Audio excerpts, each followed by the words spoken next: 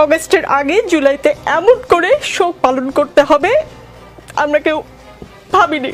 কিছুক্ষণ আগে আপনাকে একটা ঘটনার কথা বললাম, আপনি শুনেছেন। আমি আশা করি মাননীয় প্রধানমন্ত্রীকে আপনি এই ঘটনা বলবেন, কি হয়েছে একজন শিক্ষার্থীর সঙ্গে। আপনাদের দুজনের কাছেই প্রশ্ন, আপনাদের পানি লাগবে কিনা? পানির বোতল কিন্তু আছে আপনার ওখানে? পানি লাগবে? পানি আছে, হ্যাঁ, এরকম একটা বোতল আছে। মুগ্ধ আমাদের জন্য অনেকগুলো পানির বোতল রেখে গিয়েছে, সেই পানি এখানেও আছে। অগস্ট মাস আমাদের শোকের মাস।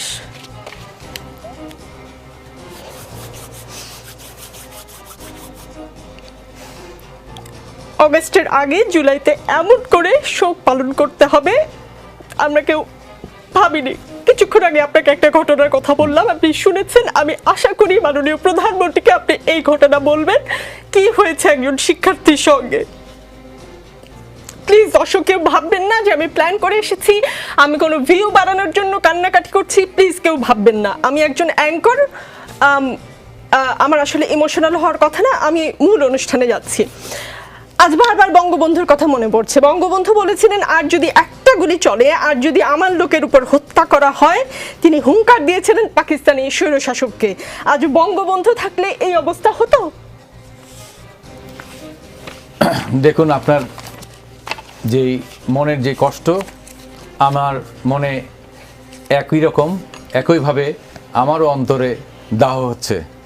যারা মৃত্যুর কোলে ঢলে পড়েছে, যারা হত্যাকাণ্ডের শিকার হয়েছে, তাদের জন্য আমারও কষ্ট হয়। কারণ আমি মনে করি তারা এ দেশেরই সন্তান এবং এইভাবে মৃত্যু কেউ আশা করতে পারে না এবং আমরা কেউ সেটা কোনোভাবেই সমর্থন করতে পারি না।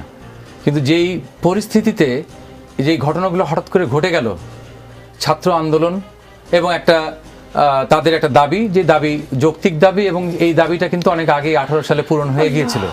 18 সালে পূরণ হয়ে যাওয়ার পরে আপনারা জানেন কোর্টের বিষয়, হাইকোর্ট থেকে এটা অবৈধ ঘোষণা করা হলো। পরবর্তীকালে আবার ফুল বেঞ্চ আবার 1 মাস পরে দিল। এরপর আন্দোলনটা বাড়ার সময় হঠাৎ করে এগুলো যেদিন এগিয়ে নিয়ে আসা হলো, সেই 7 তারিখ থেকে এই মাসে নিয়ে আসা হলো, মানে অগাস্ট থেকে জুলাইতে নিয়ে আসা হলো, তখন এই 2-3 দিনে হঠাৎ করে দেখা গেল যে এটা ব্যাপকতা লাভ করলো। তা আমরা জানি যে নিরীহ ছাত্রদের, তা আমার বিশ্বাস, আমি বুঝি যেটা, নিরীহ ছাত্রদেরকে সামনে রেখে তৃতীয় অনেকগুলো শক্তি তারা এই ছাত্রদেরকে ব্যবহার করেছে এবং এই হত্যাকাণ্ডের ভিতরে যেই মৃত্যু হয়েছে, এই মৃত্যুর ভিতরে যে সব পুলিশের গুলিতে হয়েছে বা আইন শৃঙ্খলা রক্ষাকারী বাহিনীর গুলিতে হয়েছে এমন না।